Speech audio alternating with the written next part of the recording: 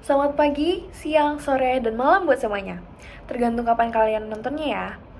Seneng banget rasanya bisa punya kesempatan untuk berbicara di hadapan teman-teman saat ini. Ada pepatah yang bilang, tak kenal maka tak sayang. Karena itu, pertama-tama, perkenalkan nama aku, Dira. Dan hari ini aku akan membahas topik yang udah deket banget sama kita di era yang serba daring ini ya. Kayaknya udah pada tahu nih topiknya apa. Bener banget, apalagi kalau bukan e-commerce. Sebelum kita masuk ke pembahasannya, mungkin ada beberapa dari kalian yang gak familiar atau belum tahu definisi dari e-commerce itu sendiri. Jadi aku mau jelasin sedikit ya di sini tentang topik kita kali ini.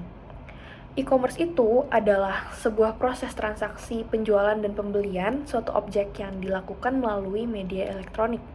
Singkatnya, e-commerce itu merupakan kegiatan berbelanja online. Sebelumnya, aku mau ngasih tau dulu nih, aku juga merupakan salah satu pengguna e-commerce yang tersedia di Indonesia, seperti Shopee, Tokopedia, Lazada, dan Carousel. Aku tuh suka banget shopping lewat online. Hari gini juga kelihatannya orang-orang lebih sering belanja lewat online ya, karena lebih praktis dan harganya juga lebih terjangkau dibandingkan sama barang-barang yang ada di toko offline. Terlebih lagi, dengan harga yang lebih murah itu tuh kualitasnya pun juga udah bagus. Bahkan kadang lebih bagus daripada barang-barang yang ada di toko offline, yang seringkali membuat kita tuh merasa kalau belanja online ini jauh lebih worth it. Nah, aku juga baru-baru ini abis belanja online di Carousel nih teman-teman. Dan tahu nggak sih, sama kayak yang ada di toko-toko offline, di platform ini tuh juga ada loh fitur buat tawar-menawar. Awalnya aku tahu tentang aplikasi ini dari kakak aku. Terus aku coba cari-cari barang yang aku butuhin di sana. Pas akhirnya udah dapet, langsung deh aku mau check out.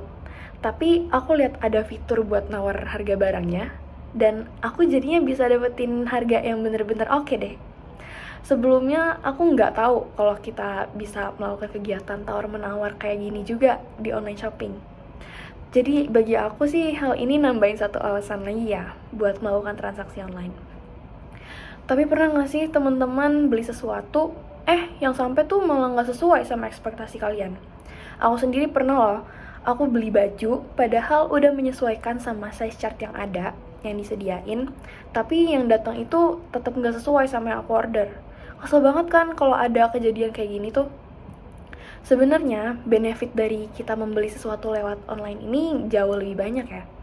Kita itu jadi lebih hemat waktu, hemat tenaga, karena kita nggak harus pergi ke toko. Dan seperti yang udah aku bilang tadi, banyak barang-barang yang harganya itu jauh lebih murah. Namun, tidak dapat dipungkiri teman-teman, bahwa banyak juga yang harus kita perhatikan saat berbelanja online. Nah, dalam kesempatan ini, aku mau menyampaikan ke teman-teman semua tentang gimana cara kita meningkatkan awareness saat berbelanja online. Tips yang pertama itu adalah pastikan review-review yang ada dari para pembeli sebelumnya.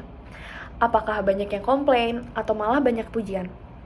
Dan selanjutnya, kita harus baca dengan detail keterangan dari produk. Jangan sampai salah ya teman-teman, karena beberapa toko itu tidak menerapkan sistem garansi. Sehingga kalau barang yang sampai itu salah, kita nggak bisa tukar. Sebenarnya materi aku hari ini mau aku lebih tekanin ke yang suka belanja karena tergiur oleh iklan tanpa benar-benar melakukan cross-check tentang produknya. Kadang yang udah baca sedetail mungkin tentang keterangan dari produknya aja masih suka dapat barang zonk kayak aku. Apalagi yang enggak coba. Gak sampai di situ aja teman-teman.